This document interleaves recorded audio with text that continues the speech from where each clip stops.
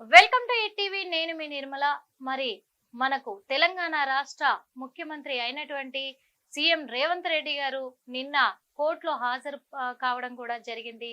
ఈ కోర్టులో ఎందుకు హాజరయ్యారు అనే విషయం పైన చాలా మందికి కొన్ని అనుమానాలు. అంటే అప్పటి నుంచి ఇప్పటి వరకు కూడా ఓటుకు నోటు కేసులోనే తను హాజరయ్యారా అంటే ఆ ఒకటే కాదు, ఇంకా ఉన్నాయి. హాజరైనప్పుడు కూడా అక్కడ ఏం జరిగింది అంటే కూడా కోర్టులో నిన్న తన స్టేట్మెంట్ అంతా కూడా మరి న్యాయస్థానం అక్కడ తన స్టేట్మెంట్ ని రికార్డ్ చేసుకొని పంపించడం జరిగింది. అసలు ఏం జరిగింది ఏంటి అని కూడా మీకు చూపించే ప్రయత్నం అయితే చేస్తాను. ఏంటంటే ఇప్పుడు రేవంత్ రెడ్డి గారు కోర్టుకు వెళ్ళారు అనడానికి కూడా మీకు ఒక వీడియో ప్లే చేసి చూపిస్తున్నాను.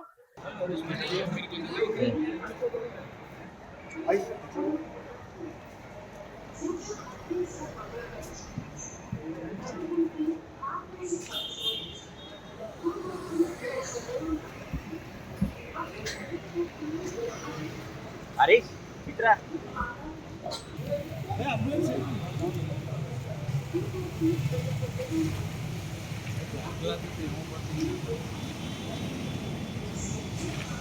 విషయంలోకి వెళ్తే ఏంటి, ఎందుకు రావాల్సి వచ్చింది కోర్టుకి, ఏ అంశాలు చూసుకున్నట్లయితే నేషనల్ హెరాల్డ్ కేసులో CM Revanth Reddy young India సంస్థకు విరాళాలు ఇస్తే పదవులు ఇప్పిస్తానని రేవంత్ రెడ్డి ప్రలోభ పెట్టాడని ఛార్జ్ షీట్ లో పేర్కొన్న ఈడీ. మరి ఈడీ అయితే ఛార్జ్ షీట్ లో పేర్కొన్నారంట. విరాళాలను అంటే యంగ్ ఇండియా సంస్థలకు విరాళాలు ఇస్తే పదవులు ఇప్పిస్తానని కూడా తాను ప్రలోభ పెట్టినట్టుగా తెలుస్తుంది. రేవంత్ రెడ్డితో పాటు కాంగ్రెస్ నాయకుడు పవన్ బన్సల్, దివంగత నేత అహ్మద్ పటేల్ పేర్లను కూడా ఛార్జ్ షీట్ లో చేర్చినట్లు తెలుస్తుంది ఈడీ అయితే. మరి అసోసియేటెడ్ జనరల్ లిమిటెడ్ కు చెందిన 2,000 కోట్ల ఆస్తులను కాజేయడానికి, అంటే ఇక్కడ మీకు పాయింట్ అర్థమవుతుందా? అసోసియేటెడ్ జనరల్ లిమిటెడ్ కు చెందిన 2,000 కోట్ల ఆస్తులను కాజేయడానికి కాంగ్రెస్ నాయకులు రాహుల్ గాంధీ, సోనియా గాంధీ యంగ్ ఇండియా సంస్థను ఏర్పాటు చేశారని తెలిపిన ఈడీ. అంటే వాళ్ళ విచారణలో కూడా వెల్లడైనట్టుగా తెలుస్తుంది. వాళ్ళు యంగ్ ఇండియా సంస్థను ఒకటి ఏర్పాటు చేశారు. ఎందుకు అంటే ఈ 2,000 కోట్ల ఆస్తులను కాజేయడానికి వాళ్ళు ఈ సంస్థను ఏర్పాటు చేసినట్టుగా ఈడీ విచారణలో తేలినట్టుగా కూడా వాళ్ళు ఛార్జ్ షీట్ పేర్కొనడం కూడా జరిగింది. యంగ్ ఇండియా సంస్థ ఏర్పాటుకు 2019 నుండి 2022 మధ్యలో విరాళాల రూపంలో డబ్బులు వసూలు చేసి పదవులు ఇప్పిస్తామని రేవంత్ రెడ్డి ప్రలోభ పెట్టాడని ఛార్జ్ షీట్ లో పేర్కొన్నారు ఈడీ సంస్థ అయితే. మరి చూసాం కదా, 2019 నుండి 2022 మధ్యలో విరాళాల రూపంలో డబ్బులు వసూలు చేసి పదవులు ఇప్పిస్తామని కూడా చెప్పి ప్రలోభ పెట్టారట.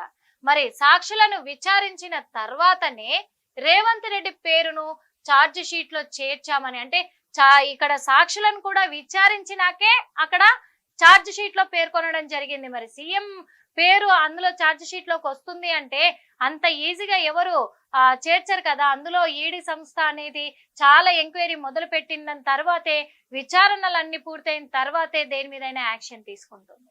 మరి ఇక్కడ చూసుకున్నట్లయితే మిగతాది కూడా విచారణలో రేవంత్ రెడ్డి మరియు ఇతర కాంగ్రెస్ నాయకులు సూచనల మేరకే విరాళాలు ఇచ్చామని సాక్షులు తెలియజేశారని స్పష్టం చేసిన ఈడీ.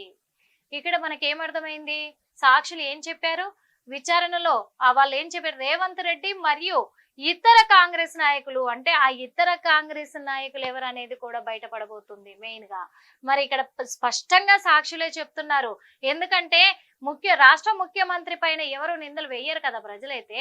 మరి అలాంటప్పుడు రేవంత్ రెడ్డి గారితో పాటు ఇతర కాంగ్రెస్ నాయకుల సూచనల మేరకే, వాళ్ళు చెప్పిన విధానంగానే, వాళ్ళు మాట్లాడిన మాటలకే, వాళ్ళు మాకు ప్రలోభ పెట్టడం వల్లే మేము విరాళాలు ఇచ్చామని సాక్షులు తెలియజేశారని స్పష్టం చేసింది ఈడీ మెయిన్ గా. ఎందుకంటే ఇక్కడ దొంగ దొరికిపోయింది అన్నట్టుగా ఉంది. అందుకే ఓటుకు నోటు దొంగ అని కూడా పేరు పడవచ్చు. అంటే రాష్ట్ర సీఎం గారిని మాట అంటున్నానని తప్పుగా అనుకోవద్దు. ఎందుకంటే గతంలో తన మీద ఉన్న కేసులన్నీ దృష్టిలో పెట్టుకొని మాట్లాడుతున్నాను. ఈ రోజున కూడా మరి చాలా వరకు చాలా వ్యాఖ్యలు వినపడ్డాయి మనకి. హైడ్రా మొదలు పెట్టినప్పటి నుంచి కూడా ప్రజలకు ఇచ్చిన హామీలను పక్కన పెట్టి ప్రజలకు ఇచ్చిన హామీలను పక్కన పెట్టి హైడ్రా అని, మూసి సుందరీకరణ అని చెప్పి, హైదరాబాద్ డెవలప్మెంట్ అని చెప్పి, ఇప్పుడు కొత్తగా చూసుకున్నట్లయితే అందాల భామల పోటీలు అని చెప్పేసి తీసుకురావడం కూడా జరిగింది. Miss world's. ఆ మిస్ వరల్డ్ అంటే కొంతమంది కొన్ని వ్యాఖ్యలు పెడుతున్నారు. ఆ మిస్ వరల్డ్స్ కి మొత్తం కూడా సీఎం రేవంత్ రెడ్డి మరి వాళ్ళకు గైడ్ ఏమో అని. అంటే ఇది నేనంటున్న మాట కాదు, ప్రజలే అంటున్నారు. మీరు కూడా చూడొచ్చు కామెంట్లన్నీ కూడా సోషల్ మీడియాలో. ఇప్పుడు కొత్తగా ఏంటి అంటే కూడా మరి ఈ విచారణలో కూడా ఈడీ తేల్చిన ఇంత 2000 కోట్ల స్కామ్ అనేది అది మామూలు విషయం కాదు. యంగ్ ఇండియా సంస్థని ఏర్పాటు చేసి మొత్తము ప్రజలను అందరినీ కూడా ప్రలోభ పెట్టే ప్రయత్నంలో ఉండి 2000 కోట్ల నిధులను వాళ్ళు కొల్లగొట్టాలని చూస్తున్నారు అనేది కూడా ఈడీ విచారణలో తేలింది. కాబట్టి నిన్న ఆ విచారణలో భాగంగానే మరి మన రాష్ట్ర సీఎం రేవంత్ రెడ్డి గారు అయితే కోర్టులో హాజరవ్వడం జరిగింది. ఆ కోర్టులో కూడా తను ఒప్పుకున్నది ఏంటి అంటే, నాకేం తెలీదు, నేను ఏ నేరం చేయలేదు, ఏ నేరంతో నాకు సంబంధం లేదు, వాళ్ళు చెప్పేవన్నీ కూడా అబద్ధాలే. అంటే అక్కడ సాక్షులు చెప్పేవి అబద్ధాలే, ఈడీ సంస్థ చెప్తున్నది అబద్ధాలే, పోలీసులు చెప్తున్న ప్రతిదీ కూడా అబద్ధమే, నా మీద అన్ని కల్పించి చెప్తున్నారు, నాకు ఎలాంటి సంబంధం లేదని అక్కడ స్టేట్మెంట్ ఇచ్చి వెళ్ళిపోవడం కూడా జరిగింది. అంటే దీన్ని ఏ విధంగా తీసుకోవాలి అనేది ఇప్పుడు కోర్టు అయితే విచారణ మొదలు పెట్టింది. ఎందుకంటే ఈ స్టేట్మెంట్ అంతా కూడా రికార్డ్ చేసుకోవడం జరిగింది. ఆ రికార్డుని దృష్టిలో పెట్టుకొని ఎంక్వైరీ మొదలు పెట్టి మరి విచారించే అవకాశాలు కూడా ఉన్నాయి. కాబట్టి మళ్ళా వచ్చే నెల అంటే జూన్ 12వ తారీఖుకి విచారణను మరి అక్కడికి పోస్ట్ పోన్ చేయడం కూడా జరిగింది. అంటే వాయిదా వేసింది కోర్టు అని అయితే చెప్పుకోవచ్చు. వాయిదా వేసింది కోర్టు అంటే కూడా 12వ తారీఖున కూడా మళ్ళీ సీఎం రేవంత్ రెడ్డి గారు కోర్టుకు రాబోతున్నారు. మరి ఆ లోపల కూడా ఇంకా సాక్షులు ఉన్నారు కాబట్టి ఆ సాక్షులను కూడా విచారించే అవకాశం ఉంది. ఇంకా కొన్ని విషయాలు బయటికి తీసుకొచ్చే అవకాశాలు ఉన్నాయి. అంతేకాదు మరి మన ముఖ్యమంత్రి రేవంత్ రెడ్డి గారితో పాటు కొంతమంది కాంగ్రెస్ నేతలు ఉన్నారు. ఇంకా సాక్షులే చెప్తున్నారు కదా మనకి. అంటే ఇంకా కొంతమంది నాయకులు కూడా వాళ్ళు చెప్పిన మాటల్ని బట్టి వాళ్ళ సూచనల మేరకే మేము ఇక్కడ ఇచ్చాము విరాళాలు అని చెప్పేసి కూడా చెప్తున్నారు. అంటే వాళ్ళ సూచనలు ఉన్నాయంటే అందులో భాగం వాళ్ళకు కూడా ఉన్నట్టే కదా. ఆ కాంగ్రెస్ నాయకులు ఎవరు అనేది కూడా వాళ్ళను కూడా బయటికి తీసుకొచ్చే ప్రయత్నంలోనే ఉంది ఈడీ అని చెప్పొచ్చు. మరి ఈ ఈడీ డిపార్ట్మెంట్ తలుచుకుంటే వాళ్ళు బయట పెట్టనమంటూ ఏమీ లేవు. కాబట్టి ఇప్పుడు ఈడీ దృష్టికి తీసుకెళ్లడంతో ఇందులో నేరస్తులు ఎవరు అనే ప్రయత్నంలోనే ఈడీ దృష్టి సారించి గట్టిగా దర్యాప్తు కొనసాగిస్తూ ఉంది. అలాగే కోర్టు కూడా స్టేట్మెంట్ రికార్డ్ చేసుకుంది. ఆ రికార్డును దృష్టిలో పెట్టుకొని జూన్ 12వ తారీఖున మరి వాయిదా పడింది. కాబట్టి ఆ రోజున కోర్టు ఏం తీర్పునియ్యబోతుంది అనే అంశంపై అందరం కూడా ఉత్కంఠంగా ఎదురు చూడాల్సిన అవసరం అయితే ఉందని మై హిట్ టీవీ ద్వారా తెలియజేసుకుంటున్నాం. హిట్ టీవీ యాప్, ఇందులో short news, live news, entertainment shows, movies, digital magazines తో పాటు మీ జిల్లా వార్తలను కూడా ఫ్రీగా చూడొచ్చు.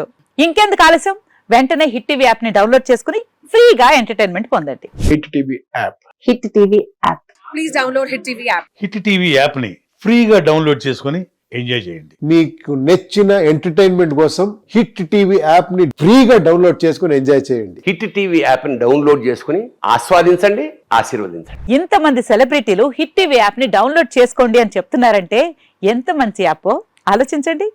అమెరికా అమెరికా అమెరికా అమెరికాలో చదవాలనుకునే వాళ్ళకి విశ్వసనీయమైన పేరు మన శౌర్య కన్సల్టెన్సీ. UK లో 1 year masters. UK లో 1 year masters. 2 years work permit up to 5 years visa. Contact Saurya Consultancy. Contact 89851 89851.